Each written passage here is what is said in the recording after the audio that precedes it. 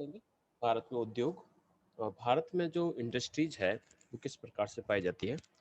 तो बेसिकली जितने भी जो आपके इंडस्ट्रीज है वो बेस्ड होती है आपके यहाँ पर, आप जिस देश में या आप जिस स्टेट में रहते हैं वहाँ पर मिनरल्स की क्या स्थिति है। वहाँ पर जो मिनरल्स पाए जाते हैं उसके बिहाफ पे तय होता है कि आपके यहाँ पर इंडस्ट्रीज डेवलप होगी या नहीं। तो अगर उद्योगों को देखें तो उद्योगों को हम बेसिकली दो भागों में बांट सकते हैं, वैसे दो से तीन भाग में बांट सकते हैं। साधारण तौर पर आप देखें कि जो इंडस्ट्री है उसका जो रॉ मटेरियल है वो कहाँ से रिसीव होता है। अगर उसका मटेरियल, या फिर हम कहें कि उसका मटेरियल या फिर तो एग्रीकल्चर से आएगा या फिर हमारे जो मिनरल्स है उस मिनरल्स पर ये आधारित रहेंगे। तो इस प्रकार से जिस उद्योग या जिस देश में मिनरल्स ज्यादा है तो वहां की इंडस्ट्री जो है वो काफी ज्यादा डेवलप्ड देखने को मिलेगी। इसके अलावा भी कई प्रकार के दूसरे जो फैक्टर्स होते हैं वो भी अफेक्ट करते हैं कि कोई उद्योग है वो कितना या किसी देश के अंतर्गत कौन सी इंडस्ट्री डेवलप होगी। तो ये डिपेंड उसी पर करता है कि वहां पर पाए जाने वाला रॉ मटेरियल जो है वो वहां पर है या नहीं। तो उसी के बिहाफ पे पता चलता है कि किस प्रकार से हमारे यहाँ पर मिनरल्स मिलते हैं। और उन मिनरल्स का दूसरा ये भी है कि मिनरल्स आपके पास बहुत सारे हैं लेकिन उन मिनरल्स का आप यूज कर पा रहे हैं या नहीं। जैसे कि अगर हम बात करें कि अफ्रीकन कंट्रीज की बात करें या साउथ जो अमेरिका है उसकी बात करें तो वहां पर इंडस्ट्रियलाइजेशन ज्यादा डेवलप नहीं हुआ। तो उसके पीछे क्या कारण है कि या फिर तो हो सकता है कि उनके पास जो टेक्नोलॉजी है वो नहीं है, या फिर हो सकता है कि वहां पर डिमांड नहीं है। तो ऐसे कई फैक्टर्स होते हैं जो कहीं किसी उद्योग को लगाने में प्रभावित करते हैं। तो बेसिकली हम भारत के संदर्भ में देखिएगा, अब भारत में ये जो इंडस्ट्रीज है वो किस प्रकार से देखा जाए तो भारत जो है कि एक इंडस्ट्रियल कंट्री के रूप में पहचान नहीं रखता है। ये एक कृषि प्रधान यानी एग्रीकल्चर बेस्ड कंट्री के रूप में जाना जाता है। इसके अलावा भी यहाँ की जो इकोनॉमी है वो काफी कह सकते हैं कि मिश्रित है, कंपोजिट है। कंपोजिट टाइप का अर्थ होता है कि यहाँ किसी को एक कहे कि जैसे कि कृषि प्रधान है तो केवल और केवल कृषि प्रधान तो है नहीं, यहाँ पर इंडस्ट्रीज भी है, यहाँ पर एग्रीकल्चर भी होता है, यहाँ पर वेजिटेशन पर भी डिपेंड रहने वाले हैं, यहाँ पर लाइफ स्टॉक पर भी डिपेंड रहने वाले लोग हैं। तो इस प्रकार से एक कंपोजिट इकोनॉमी यहाँ पर देखने को मिलती है। आजादी जब हमें मिली उससे पहले भारत की इकोनॉमी का जो बेस था वो एग्रीकल्चर जरूर था, क्योंकि प्राचीन भारत में हमारा एग्रीकल्चर बेस था। और आधुनिक जितने भी हमारी जो इंडस्ट्रीज है उसकी स्थापना की बात करें तो 19वीं सदी के मध्य में यहाँ पर इसका डेवलपमेंट शुरू हुआ। ये लगभग 1950 का जो समय है उसके समय या इससे ठीक पहले लगभग 1800 यानी इंडस्ट्रीज की बात करें तो यहाँ पर अंग्रेज जब आए तो अंग्रेज आने के बाद यहाँ पर इसका डेवलपमेंट शुरू हो चुका था। तो यूरोपियन तथा जो फ्रांसीसी आए उन्होंने कलकत्ता, मुंबई में इस प्रकार की इंडस्ट्रीज को स्टैब्लिश किया जिसमें कॉटन इंडस्ट्री सबसे पहले लगाई गई।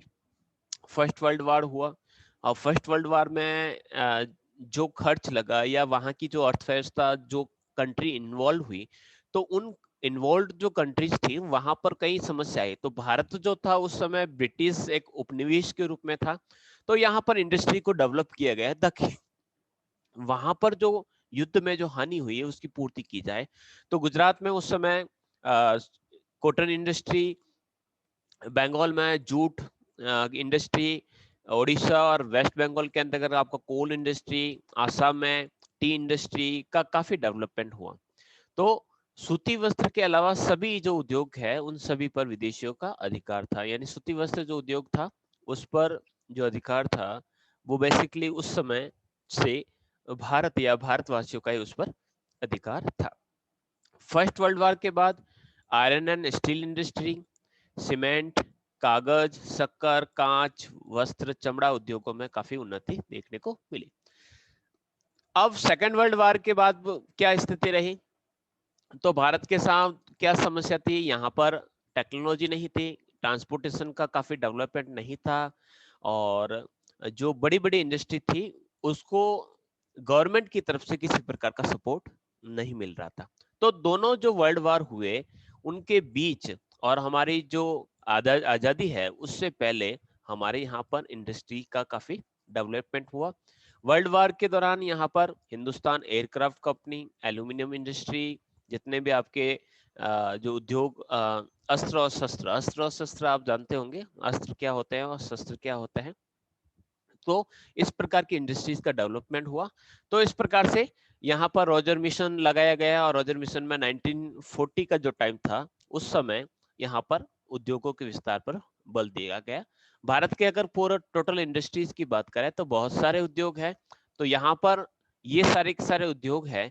इन उद्योगों में से जो रेड कलर वाले हैं वो हम पढ़ने हैं, क्योंकि हमारे कोर्स में यही दे रखे हैं कि हमें iron and steel industry, cement industry, जो क्लॉथ इंडस्ट्री कह दीजिए या कॉटन एंड टेक्सटाइल इंडस्ट्री कह दीजिए, ये है। और उसके बाद पेपर एंड पल्प इंडस्ट्री है, ये हमें बेसिकली पढ़ना है। इसके अलावा भी यहाँ पर भारत की जो टोटल इंडस्ट्रीज है उनको हम इस प्रकार से बांट सकते हैं। नेक्स्ट बढ़ते हैं कि भाई अगर हमें एक इंडस्ट्री लगानी है तो एक इंडस्ट्री लगाने के लिए हमें कुछ फैक्टर्स ध्यान में रखने होंगे। यानी ऐसा सोच लिया कि कहीं पर भी कोई भी इंडस्ट्री लगा ले, तो ऐसा पॉसिबल नहीं है। तो जहां पर हम कुछ फैक्टर्स को देखते हैं कि कहीं पर हम उद्योग लगाएंगे या इंडस्ट्री को स्टैब्लिश करेंगे, तो हमारे सामने कुछ हमारी नीड्स होगी। नीड्स कौन कौन सी होगी? कि उन नीड्स को अगर हम डिनाई करेंगे तो हो सकता है कि हमारी जो इंडस्ट्री है वो डेवलप ना हो। तो कुछ फैक्टर्स है, जैसे कि हम सबसे पहले हमारे पास लैंड चाहिए, कि हमारे पास जो इंडस्ट्री लगाई जाएगी वो उसके लिए हमारे पास लैंड एक्यूपाइड करना पड़ेगा। आपके पास जमीन नहीं है तो आप इंडस्ट्री वहां पर नहीं लगा सकते हैं। फिर है आपका वेदर एंड क्लाइमेट। वेदर जो कह सकते हैं ये एक्सट्रीमली हॉट है या एक्सट्रीमली वेट है या एक्सट्रीमली ड्राई है, तो यानी काफी ज्यादा गर्म है, काफी ज्यादा ठंडा है, बहुत ज्यादा बारिश होती है। तो ऐसे जो क्लाइमेट्स होते हैं किसी इंडस्ट्री को डेवलप करने के लिए उसको डिस्टर्ब करती है। तो इस प्रकार के जो फैक्टर्स होते हैं वो हमें ध्यान में रखना पड़ता है कि अगर कोई उद्योग लगाएंगे तो वो किस स्थान पर लगाया जाएगा, वहां का क्लाइमेट किस प्रकार का रहेगा। जैसे कि अगर हम कॉटन इंडस्ट्रीज की बात करें तो कॉटन इंडस्ट्री के लिए जो फेवरेबल जो क्लाइमेट रहती है वो रहती है हॉट एंड ह्यूमिड। हॉट तो चलो छोड़ दीजिए, लेकिन ह्यूमिड जो कंडीशंस रहती है वो काफी ज्यादा उसके लिए फेवरेबल रहती है। तो ये जो वेदर एंड क्लाइमेट है वो अफेक्ट करता है इंडस्ट्री के लोकलाइजेशन को। फिर उसके बाद सबसे इंपॉर्टेंट है वो है रॉ मटेरियल। अब रॉ मटेरियल कहाँ से आएगा? यानी किसी अगर इंडस्ट्री को अगर हमें लगाना है तो हमें कुछ रॉ मटेरियल की आवश्यकता होगी, और वो जो रॉ मटेरियल होगा वो बेस होता है। क्योंकि जैसे कि अगर हम कहें कि अगर हम चाहें कि किसी उद्योग पर, जैसे कि अगर सोजत का एक उदाहरण ले लेते हैं। सोजत में आपके मेहंदी का उद्योग काफी डेवलपमेंट है। तो वो डेवलपमेंट होने के पीछे क्या है कि उसका जो हिंटरलैंड है, हिंटरलैंड का अर्थ हो गया उसका पृष्ठ प्रदेश है, यानी सोजत के आसपास का जो क्षेत्र है वहां पर मेहंदी की जो झाड़ियां है वो होती है, इसलिए वहां से रॉ मटेरियल मिल जाता है। तो इसलिए वहां पर ये उद्योग डेवलप हुआ। उसके बाद मशीनों को चलाने के लिए आपको पावर पावर चाहिए। पावर के भी कई टाइप्स हो सकते हैं कि पावर जो है वो कौन सा यूज करोगे, कि पावर जो है वो काफी सस्ता हो तो सबसे ज्यादा बढ़िया लगे, तो प्रोडक्ट की कॉस्टिंग कम आती है। तो पावर में हाइड्रो इलेक्ट्रिसिटी है, या आपके एटॉमिक एनर्जी है, या फिर आप टाइडल एनर्जी है, या सोलर एनर्जी है, या विंड एनर्जी है। तो ये काफी अफेक्ट करता है कि एनर्जी कहाँ से आएगी। जैसे राजस्थान का उदाहरण दे तो राजस्थान के अंदर पावर का जो कह सकते हैं जो सप्लाई है वो काफी कम है और कंजप्शन भी कम है वैसे। तो जो जितने भी जो इंडस्ट्रीज है वो यहाँ पर डेवलप नहीं हो पाती, क्योंकि उसके पास पावर की प्रॉब्लम रहती है, पावर के सोर्सेज यहाँ पर कम है। उसके बाद आता है लेबर। अब लेबर में हम क्या ढूंढते हैं? हम लेबर में दो चीजों को देखते हैं। सबसे पहली बात तो हम चीप लेबर मांगते हैं, यानी सस्ते हो। दूसरा कि वो स्किल्ली डेवलप्ड हो, यानी उसके साथ प्रशिक्षित हो, कुशल हो तथा सस्ते हो। अगर हम कुशलता की तरफ जाते हैं यानी स्किल्स की तरफ जाते हैं तो हमें हो सकता है कि ज्यादा पे करना पड़े। अगर स्किल डेवलप्ड नहीं लेंगे तो हो सकता है कि हमारे जो लेबर होंगे वो अपना काम बढ़िया तरीके से नहीं कर पाएंगे। तो लेबर जहां सस्ता होगा तो वहां पर हम इंडस्ट्री को आसानी से डेवलप कर सकते हैं। इसके बाद नेक्स्ट जो फैक्टर है वो है ट्रांसपोर्टेशन। अब ट्रांसपोर्टेशन को इंडस्ट्री में कहां पर यूज किया जाता है? ट्रांसपोर्टेशन को दो टाइप में यूज किया जाता है। जैसे कि हमारी मान लीजिए कोई इंडस्ट्री है। अब इंडस्ट्री है यहाँ पर है हमारा मार्केट, और मार्केट के बाद यहाँ पर है हमारा रॉ मटेरियल, RM का मतलब हो गया रॉ मटेरियल। रॉ मटेरियल जरूरी नहीं है एक ही हो, रॉ मटेरियल दो प्रकार के भी हो सकता है। जैसे कि हम सीमेंट का उद्योग लगा रहे हैं, तो सीमेंट में उद्योग लगाने में हमें कोयला भी चाहिए और उसके साथ साथ हमें पत्थर भी चाहिए, तो चूना भी चाहिए। तो रॉ मटेरियल कई प्रकार का हो सकती है। तो अब इंडस्ट्री के अंदर रॉ मटेरियल को लेके जाना है तो ट्रांसपोर्टेशन लगेगा। अब इस इंडस्ट्री से जो प्रोडक्ट आपने प्रिपेयर किया है उसको मार्केट तक सप्लाई करने के लिए आपको ट्रांसपोर्टेशन चाहिए, तो ट्रांसपोर्टेशन ज्यादा इफेक्ट करता है। अब ट्रांसपोर्टेशन के भी अलग अलग टाइप होते हैं। जैसे कि अगर हम कहें कि अगर हमें कोयला या फिर हमें पत्थर ले जाना है या फिर हमें सीमेंट ले जाना है, तो क्या हम एरोप्लेन का यूज करेंगे? नहीं करेंगे, क्योंकि वो काफी ज्यादा महंगा पड़ता है। लेकिन अगर गोल्ड या डायमंड को अगर ट्रांसपोर्ट करना है तो हम वहां पर एयर जो फ्लाइट्स हैं उसका यूज कर सकते हैं। इसके अलावा अगर हम बात करें कि सबसे सस्ता कौन सा रहेगा, तो सस्ता सस्ता जो रहता है वो रहता है जल यातायात। अब जल यातायात अब राजस्थान जैसे जो स्टेट्स हैं वहां पर पॉसिबल नहीं है, तो हम क्या करेंगे? तो यहाँ पर दूसरा जो सेकेंडरी जो ऑप्शन रहता है वो रहता है रेल, रेल ट्रांसपोर्ट। तो रेलगाड़ियों के माध्यम से हम ट्रांसपोर्टेशन की सुविधा डेवलप करते हैं। तो जितनी भी बड़ी बड़ी इंडस्ट्रीज है तो वो अपने खुद के यहाँ पर रेल मार्ग डेवलप करते हैं। नहीं तो जैसे कि जो हैवी इंडस्ट्रीज है उस हैवी इंडस्ट्रीज को ऐसी जगह पर लगाया जाता है जो पानी वाले क्षेत्र में या फिर पोर्ट रीजन है या समुद्र के पास के जो क्षेत्र है वहां पर इन इंडस्ट्रीज को वहां पर एस्टेब्लिश किया जाता है कि ज्यादा से कम टाइम ज्यादा मायने नहीं रखता। यहाँ पर है कि उसकी कॉस्टिंग जो है उस प्रोडक्ट को मार्केट तक पहुंचाने की वो कम रहे। तो ट्रांसपोर्टेशन इफेक्ट करता है। फिर है मार्केट, मार्केट का अर्थ होता है डिमांड, जहां पर डिमांड होती है वहां पर मार्केट होता है, और जहां पर डिमांड नहीं होती है तो सप्लाई नहीं हो पाती है। तो डिपेंड करता है कि आपके पास मार्केट कितना है। जैसे कि हम हॉट रीजन के अंदर यहाँ पर रहते हैं और हम चाहते हैं कि हम यहाँ पर आपके आसपास में, जैसे कि फालना के अंतर्गत मैं कहूँ या रानी के आसपास के क्षेत्रों में मैं कहूँ कि यहाँ पर मैं रेन कोट बनाने की इंडस्ट्री लगा देता हूँ। अब रेन कोट की इंडस्ट्री अगर मैंने वहां पर लगा दी तो क्या मेरा प्रोडक्ट यहाँ पर कंज्यूम होगा? नहीं होगा, क्योंकि यहाँ पर रेन होती ही नहीं है, तो रेन कोट की आवश्यकता नहीं है। तो बहुत कम 1 या 2 महीने रेन कोट की आवश्यकता रहती है, अम्ब्रेला की आवश्यकता नहीं रहती है। तो ऐसी इंडस्ट्री जो होती है यहाँ पर काफी डेवलप नहीं होती है। लेकिन कुछ ऐसी इंडस्ट्रीज होती हैं जो फुटलूज होती है। फुटलूज का अर्थ होता है कि मोबाइल बनाना हो या इलेक्ट्रिसिटी का को जो इक्विपमेंट्स हो वो बनाने हैं, तो वो कहीं पर भी स्थापित किए जाते हैं। वहां पर कोई इस स्थान का यानी मार्केट का कोई रोल नहीं रहता है। उसके बाद government and aid and grants. Government aid का अर्थ हो गया है कि अगर सरकार नहीं चाहती है कि यहाँ पर कोई उद्योग स्थापित हो तो वहां पर किसी प्रकार का उद्योग स्थापित नहीं किया जा सकता है। सरकार अगर सहायता करे, उनको जमीन दे, उनको कम पैसों में इलेक्ट्रिसिटी प्रोवाइड करे, उनका जो माल है उस पर कम से कम टैक्सेस अप्लाई करे, तो हो सकता है कि वहां पर इंडस्ट्री डेवलप हो जाए। फिर है आपका इंटरनेट और टेलीकम्युनिकेशन एक्सेस जो है, संचार की सुविधा किस प्रकार की है? तो आजकल जैसे कि ईमेल है, मोबाइल है, कंप्यूटर का यूज है, तो इसके अभाव में यहाँ पर किसी इंडस्ट्री की हम कल्पना नहीं कर सकते हैं। फिर है आपका पर्सनल प्रेफरेंस, मेरा खुद का मन ही नहीं है कि मैं यहाँ पर उद्योग लगाऊं। और यहाँ पर एक सबसे बड़ा रह गया है, वो है पूंजी, कैपिटल।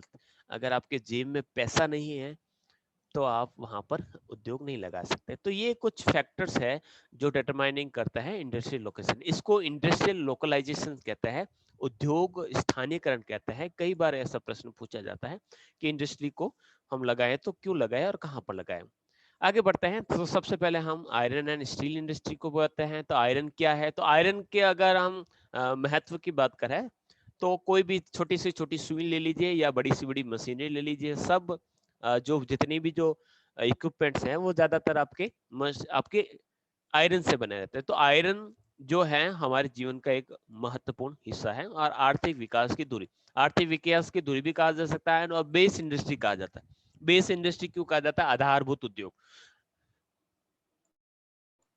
अब आधारभूत उद्योग का अर्थ होता है कि ये दूसरे उद्योगों को सहायता प्रदान करता है, उनको डेवलप होने के लिए सहायता प्रदान करता है। इनके भी मशीन ही नहीं है तो किसी प्रकार से मशीन जो बनेगी वो आयरन से बनेगी, और आयरन नहीं है तो मशीन नहीं होगी, मशीन नहीं होगी तो उद्योग कैसे स्थापित होगा। तो आयरन एंड स्टील इंडस्ट्री की बात करें तो 1874 में बराकार जो नदी है उसके पास स्थान है कुल्टी, जो आपका वेस्ट बंगाल आसनसोल में है। वहां पर सबसे पहले ही इंडस्ट्री स्टार्ट की गई थी, बंगाल आयरन वर्क्स। फिर उसके बाद इसमें पैसों की कमी के कारण ये बंद हो गई। फिर इसको बंगाल की जो गवर्नमेंट है उसने उसका अधिग्रहण कर लिया, और अधिग्रहण करने के बाद इसका नाम बदलकर बराकर आयरन वर्क्स रख दिया। भारत में इसका सबसे पहला बड़े पैमाने का उद्योग बात करें, ये सबसे बड़ी अगर इंडस्ट्री की बात करें, तो सबसे बड़ी इंडस्ट्री जो खोली गई थी वह 1907 में या 1907 में झारखंड के अंदर एक स्वर्ण रेखा नदी बहती है, और वहां पर एक स्थान है जिसका नाम है साकची। इस साकची नामक स्थान पर जमशेदजी टाटा द्वारा एक उद्योग स्थापित किया गया, जिसे आज वर्तमान में हम TISCO, Tata iron and steel company, TISCO कहा जाता है।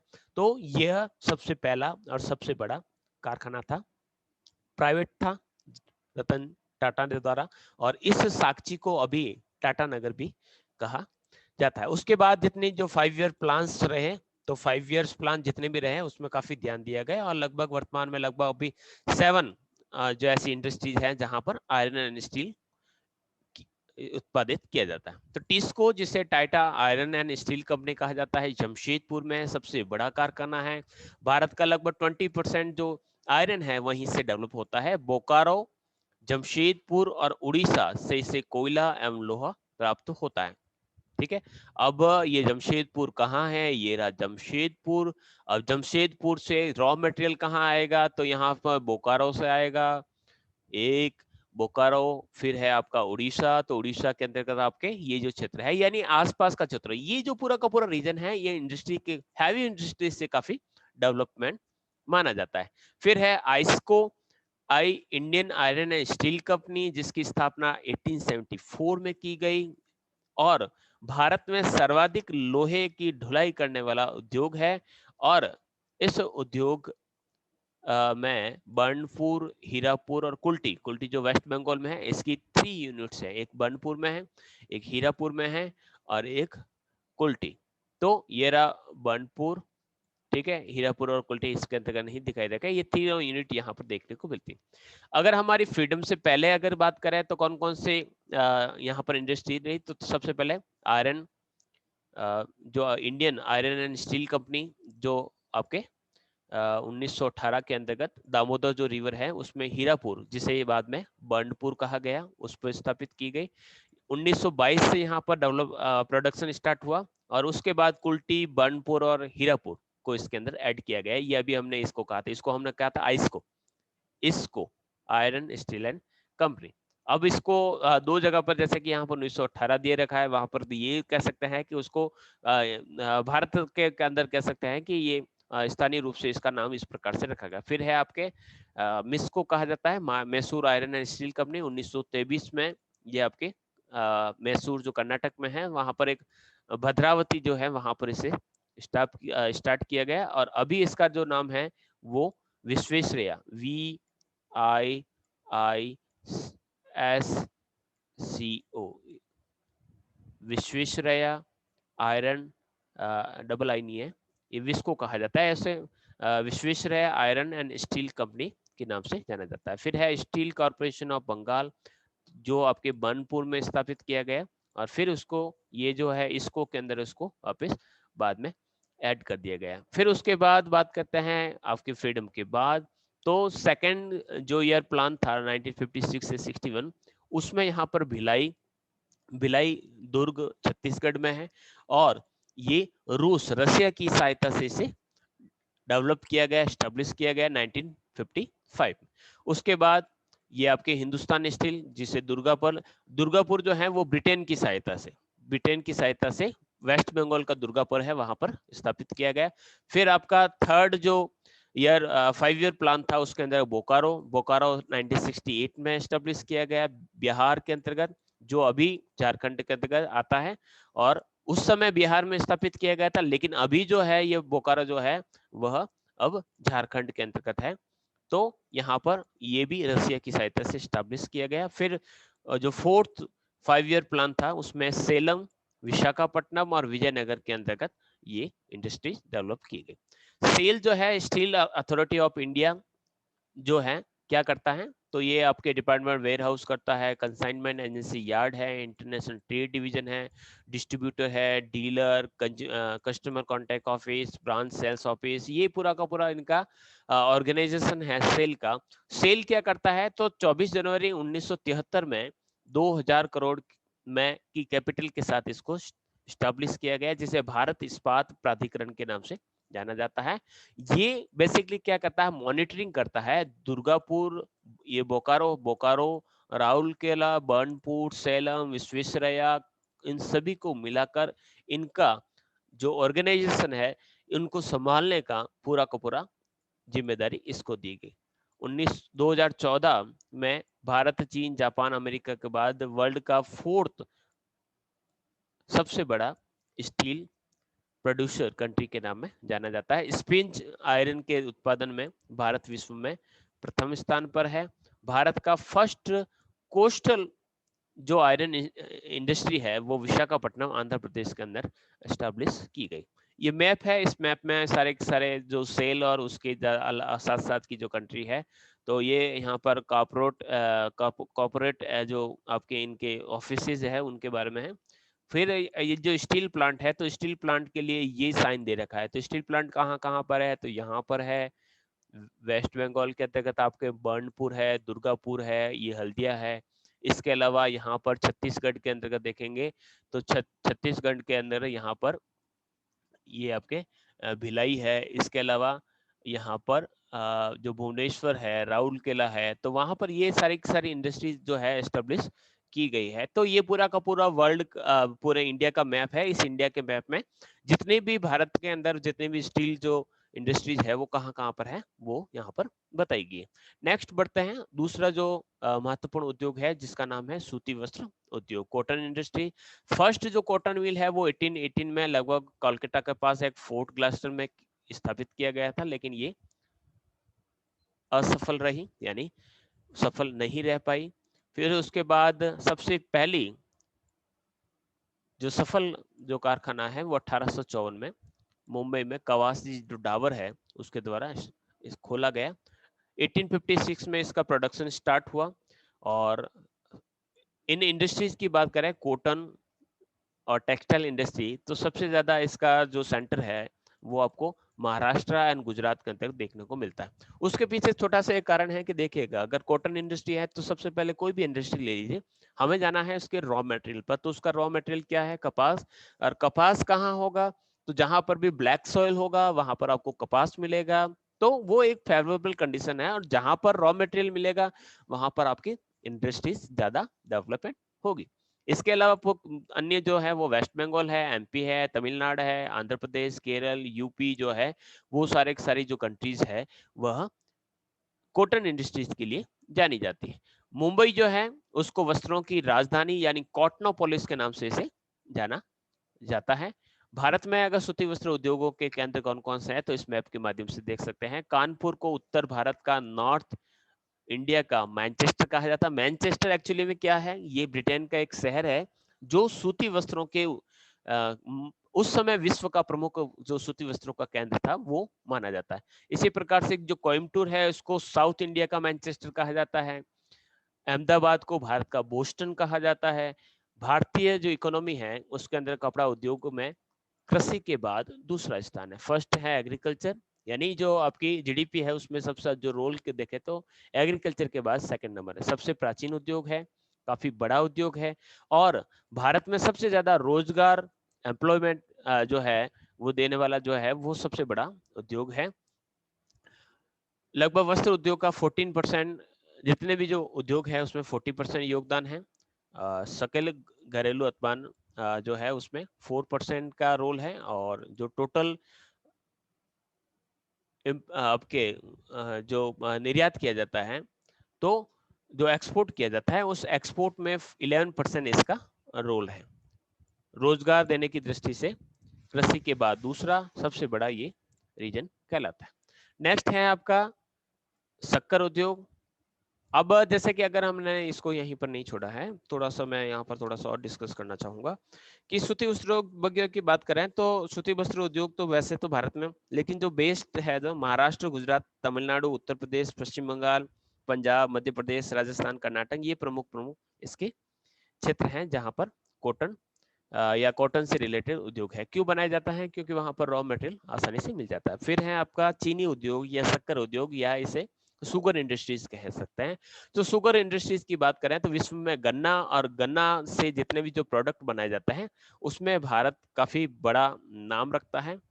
20th सेंचुरी के बाद कह सकते हैं कि आपके चीनी उद्योग की जो स्थापना है यूपी बिहार में जब नील की मांग आने लगी तो यहाँ पर काफी ज्यादा इसकी खेती, नील की जो खेती है वो अंग्रेजों के समय से यहाँ पर की जाती है। चीनी उद्योग के लिए मूलभूत यानी जो मेन जो रॉ मटेरियल है वो गन्ना है, और गन्ने की कुछ विशेषताएं होती हैं कि गन्ने को हम लंबे समय तक स्टोर नहीं कर सकते, क्योंकि अगर हम उसको स्टोर करेंगे तो उसके अंदर जो पाने वाला जो सुक्रोज है, जो शर्करा है, वह खत्म हो जाएगी, उसकी क्वांटिटी कम हो जाएगी और इसके साथ वो सूख भी जाएगा, उसके अंदर रस की मात्रा कम हो जाएगी। इसको काफी लंबी दूरी तक हम नहीं ले जा सकते हैं, यानी इसको ट्रांसपोर्ट के साथ लंबे दूरी तक नहीं ले जा सकते हैं, क्योंकि अगर ट्रांसपोर्ट करेंगे तो उसके अंदर आपको ट्रांसपोर्ट की जो कॉस्ट है वो काफी ज्यादा वहन करने पड़ेगी और सूखने की आशंका है। ट्रांसपोर्टेशन की कॉस्ट प्रोडक्ट की कॉस्ट को अफेक्ट करती है। अगर ट्रांसपोर्टेशन कॉस्ट ज्यादा रहेगी तो आपके प्रोडक्ट की कॉस्ट बढ़ जाएगी। दूसरा, ट्रांसपोर्ट जो किया जाने वाला जो मटेरियल है उस उसका जो नेचर है वो किस प्रकार का, नेचर का अर्थ यहाँ पर ये है कि उस पदार्थ को अगर आप कहीं लंबी दूरी तक लेके जाते हो तो उसमें जो मटेरियल है जो रिसीव होगा और जो वेस्ट है उनका जो अनुपात है, उनका रेशियो कितना है। जैसे कि अगर हम गन्ने की बात करें तो गन्ने को अगर हम मेन मटेरियल क्या है, इसके अंदर उसका रस है, अगर उसको रस को निकाल देंगे तो उसके पीछे 80% तो वेस्ट के रूप में उसकी जो पल्प है, जो कचरा है वो जाएगा, और 20% उसमें से रस निकलेगा। तो जो 80% है उसको एक्स्ट्रा आप ट्रांसपोर्ट करके उस इंडस्ट्री तक लेके जा रहे हो, इसलिए इसका ट्रांसपोर्ट हम लंबी दूरी तक नहीं करते हैं। यही कारण है कि जितनी भी जो शुगर मिल होती है उसको जहां पर शुगर केन जहां पर प्रोड्यूस होता है वहीं पर इसको एस्टेब्लिश किया जाता है। फिर उसका जो गन्ना होता है, उसका जो कचरा होता है, उसका भी रीयूज करके उससे कागज बनाया जा सकता है, या फिर जो फर्टिलाइजर्स है वो बनाए जा सकते हैं। गन्ने की कटाई का एक विशेष समय होता है, यानी साल भर हम उसको गन्ने को नहीं काट सकते हैं, कुछ विशेष समय तक काटते हैं, तो ये कुछ समस्याएं होती है। साउथ इंडिया की बात करें तो वहां पर आपके महाराष्ट्र में सहकारी क्षेत्र में यानी कोऑपरेटिव जो क्षेत्र है वहां पर शुगर मिल और गन्ने की खेती की जाती है। कर्नाटक, तमिलनाडु, आंध्र प्रदेश में भी बहुत कम लेकिन खेती की जाती है। ब्राजील के बाद दुनिया का दूसरा सबसे बड़ा जो शुगर प्रोड्यूसर जो कंट्री है वो भारत है। 1960 तक यूपी और बिहार प्रमुख प्रोड्यूसर स्टेट्स थे, लेकिन उसके बाद ये चेंज हो गया और महाराष्ट्र के पास ये स्थान चला गया। शुगर इंडस्ट्रीज भारत में कॉटन इंडस्ट्रीज के बाद दूसरा सबसे बड़ा एग्रीकल्चर बेस्ड इंडस्ट्री के रूप में जाना जाता है। 1840 में बेतिया बिहार में सबसे पहली शुगर मिल एस्टेब्लिश की गई थी, लेकिन इसकी जो संभावना है वो साउथ इंडिया के अंदर ज्यादा है, ह्यूमिडिटी ज्यादा रहती है। सबसे पहले तो बात करते हैं कि नॉर्थ इंडिया की अपेक्षा जो साउथ इंडिया है वहां पर उसकी जो प्रोडक्टिविटी रहती है ज्यादा, पर हेक्टेयर जो प्रोडक्शन है वो काफी अधिक होता है। जो साउथ इंडिया है वहां पर जो गन्ना हम निकालते हैं उसके अंदर सुक्रोज जो है वो काफी ज्यादा पाई जाती है, यानी उसके अंदर मीठापन ज्यादा पाया जाता है, मीठा पाया जाता है, मीठा पाया जाता है तो शक्कर ज्यादा बनाई सकती है। नॉर्थ इंडिया के कंपेयर में जो साउथ इंडिया है वहां पर पेराई सत्र अधिक लंबा। अब पेराई सत्र को थोड़ा समझ। पेराई सत्र का अर्थ होता है कि पेराई सत्र का अर्थ होता है कि जैसे कि गन्ने को काटने के बाद जैसे कि उसको 15 दिन के अंदर अंदर उसमें रस निकालना पड़ता है, तो साउथ इंडिया का जो गन्ना है उसको 15 नहीं, उसको 20 से 25 दिन भी अगर नहीं निकालो तो भी कोई प्रॉब्लम नहीं है। तो पेराई का अर्थ होता है कि उसमें से फटाफट उसमें से रस निकालो, अगर रस नहीं निकला तो वो सूख जाएगा या फिर इवेपोरेट हो जाएगा, तो उससे उस गन्ने के अंदर जो रस की मात्रा है कम हो जाएगी। तो साउथ इंडिया में ये पेराई का जो सत्र होता है यानी जो पेराई की जो ड्यूरेशन होती है वो काफी लॉन्ग होती है, इसलिए वहां पर ज्यादा इसकी संभावनाएं देखी जाती है। अब क्या भारत है, उत्तर भारत में, दक्षिण भारत में चीनी जो उद्योग है वो काफी डेवलप, देखिएगा पैरा 71 काफी कंडीशन फेवरेबल है, लेकिन डेवलप नहीं हुआ। तो उसके पीछे क्या है कि वहां पर इसके अलावा यानी वहां के जो साउथ इंडिया के जो किसान हैं वो वहां पर ब्लैक सॉइल में कपास लगा देते हैं, मूंगफली, नारियल, तंबाकू, इसमें ज्यादा इंटरेस्ट रखते हैं, इसलिए वहां पर चीनी उद्योग डेवलप नहीं हो रखा है। महाराष्ट्र में पानी की कमी है, तो वहां पर काफी ज्यादा उसके अंदर इरिगेशन के लिए आपको खर्च करना पड़ता है। नॉर्थ इंडिया की जो कंपेयर में जो साउथ इंडिया है वहां पर गन्ने की खेती कम विस्तृत क्षेत्रों में, यानी छोटे छोटे खेत हैं, इसके कारण वहां पर इसकी इंडस्ट्रीज काफी डेवलप नहीं हुआ। अब कुछ प्रॉब्लम्स भी हैं, तो प्रॉब्लम्स की बात करें तो यहाँ पर कौन कौन सी प्रॉब्लम है, तो यहाँ पर सरकार की तरफ से किसी प्रकार की उसको सब्सिडी नहीं दी जा रही है। जितनी भी जो चीनी मिले हैं वो काफी उसकी रस निकालने की क्षमता कम है, मशीनरी काफी ओल्ड हो रखी है, पैसे ला नहीं सकते हैं। जो प्रोडक्शन की जो लागत है वो काफी ज्यादा आ रही है। इसके अलावा गुड़ और खांडसरी उद्योग द्वारा, यानी गुड़ के अंतर्गत उसका अधिकांश प्रयोग किया जाता है, 1/3 जो पोर्शन होता है उससे तो गुड़ ही बना दिया जाता है, तो शक्कर नहीं बन पाती है। इसके अलावा गन्ने की पेराई अवधि लगभग 4 से 6 महीने होती है, अतः इसकी प्रकृति मौसम है। पेराई अवधि का अर्थ होता है कि 4-6 महीने ये इंडस्ट्री चलेगी, उसके बाद ये वापिस बंद करनी पड़ेगी। तो जो श्रमिक इसके अंदर काम कर रहे होते हैं उनको काफी फाइनेंशियल प्रॉब्लम्स को देखना पड़ता है। भारत में इस उद्योग की निर्भर एक बड़ी जनसंख्या को ध्यान में रखते हुए कुछ सरकार के द्वारा प्रयास किए जा सकते हैं। इसके अलावा कुछ क्या समस्या है, तो रस नहीं निकाल पाते हैं, इतनी इंडस्ट्रीज नहीं है, पर हेक्टेयर जो प्रोडक्शन है वो काफी कम है। यहाँ पर हाइब्रिड जो शुगर कैन है वो कम मिलता है। प्रोडक्शन की जो कॉस्ट है वो काफी अधिक आती है। जो मील है जिसके अंदर जो इसमें आधुनिकीकरण यानी उसके अंदर टेक्नोलॉजी का इनोवेशन नहीं किया गया है, अभी भी पुरानी मशीनरीज का यूज करते हैं। मौसमी उद्योग यानी सीजनल इंडस्ट्री है, काफी कम समय तक के लिए चलता है, उसके बाद ये बंद करना पड़ता है। और उसके बाद रिसर्च भी नहीं होता है। फिर उसके बाद जो चीनी के जो मील है उस वो गन्ने का मूल्य का पूरा पूरा भुगतान नहीं पाता, यानी अगर पूरा पैसा नहीं मिलता है तो जो फार्मर है वो ज्यादा इंटरेस्ट नहीं लेते।